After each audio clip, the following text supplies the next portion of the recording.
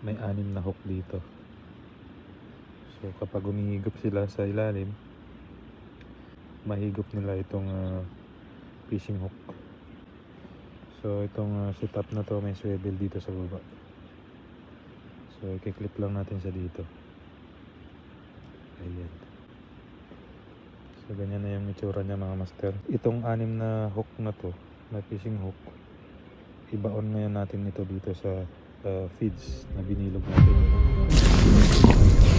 Wow. You see this?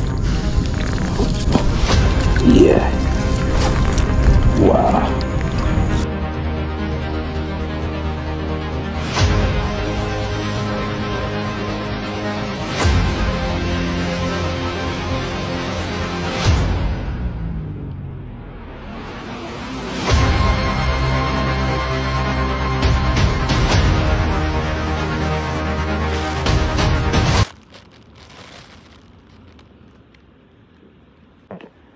Alright, so ito nga pala yung setup natin mga master. Ayan. So ito yung setup para dun sa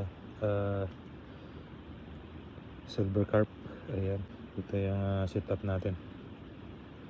Alright, so 6 na hook. Ayan. So size number 8 na hook.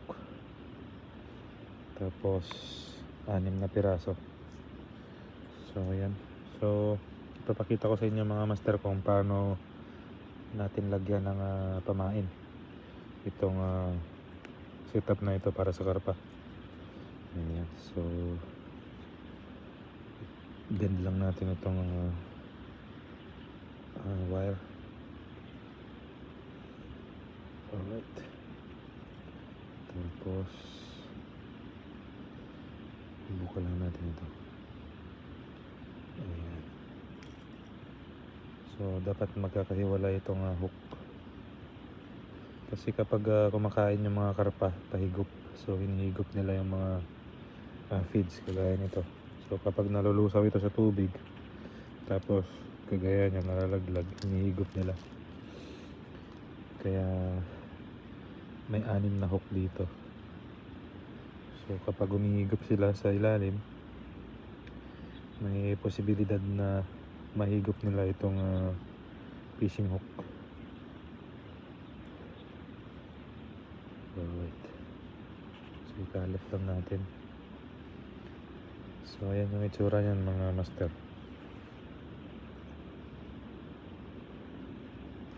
Ayan. So may 6 na hook. Ayan. Sa baba ng ating pamain. So ngayon lalagyan natin ng pamain itong parang spring na ito. So dito kakapit yung feeds. Iwalay muna natin.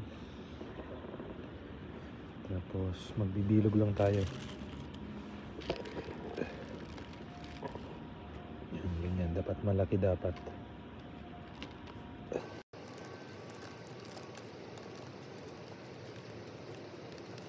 So dapat siksik na siksik. So yung mga master.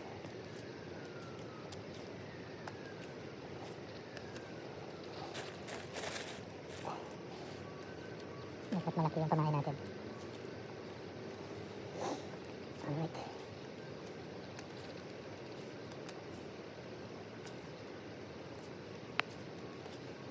So yan mga master, nabilog na natin siya. Ayan.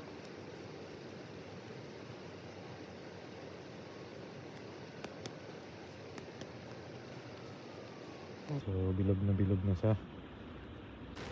So ito yung spring natin mga master. Ito hatiin lang natin sa gitna itong binilog natin.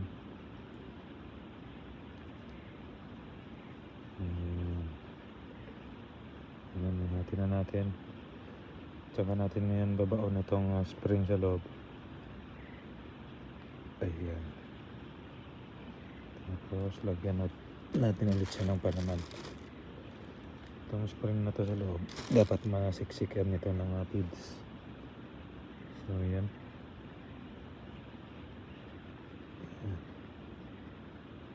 Sisiksik natin yung feeds dyan. natin lalagay itong hinati natin. Ayan.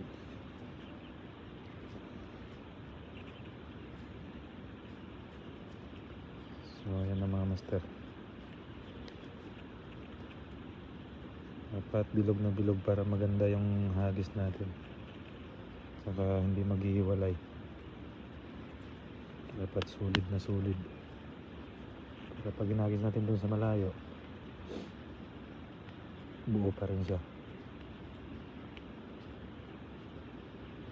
Ayan. Tapos itong wire nut, yung itong hook na to dito sa taas, ito natin ilalagay yung mga sima.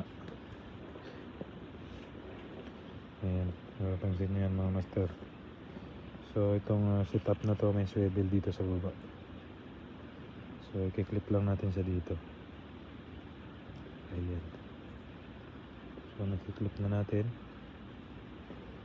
So ganyan na yung itsura niya mga master. So itong anim na hook na to, na fishing hook, ibaon ngayon natin ito dito sa feeds na binilog natin.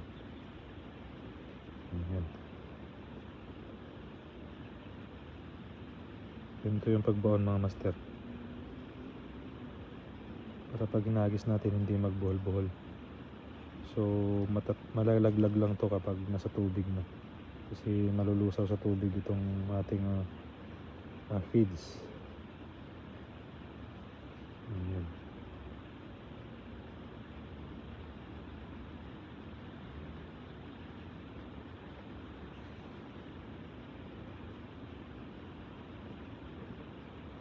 Ayan. Alright.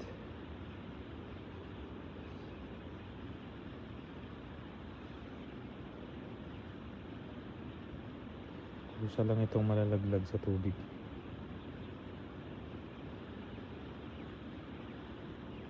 Kusa lang itong bababa yung ating hook.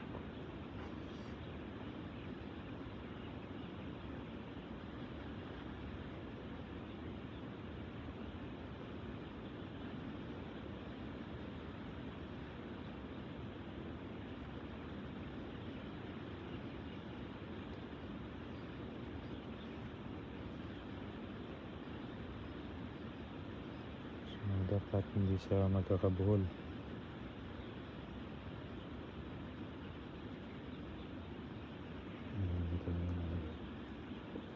So ayan na yung itsura ng ating pamain mga master.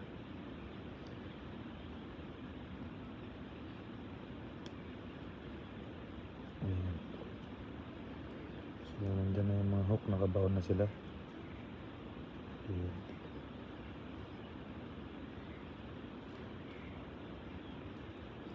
Alright. So ganyan lang yung setup natin.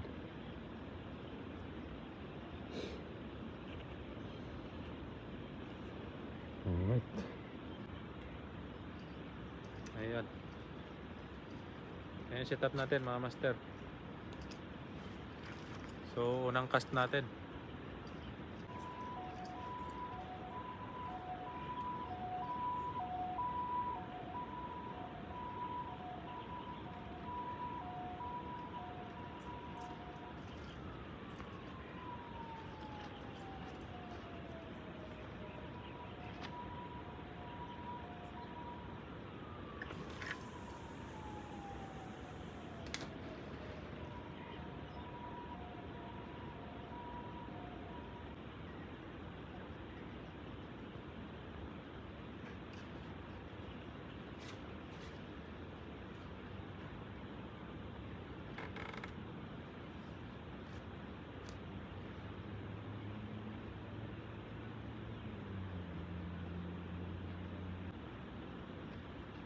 Alright. Natin ang ating unang setup. Ayan, so napakalayo ng hagis natin, hindi na makita yung floater. So isusumin natin. Ayan. Ayan. So gitnang gitna yung hagis natin. So abangan lang natin yung pag kagat ng silver carp. Yan, lumalapit na sila. Alright. Tathole yan. Alright. Yes. Wow. You see this? Yeah. Wow. Ayan. Alright.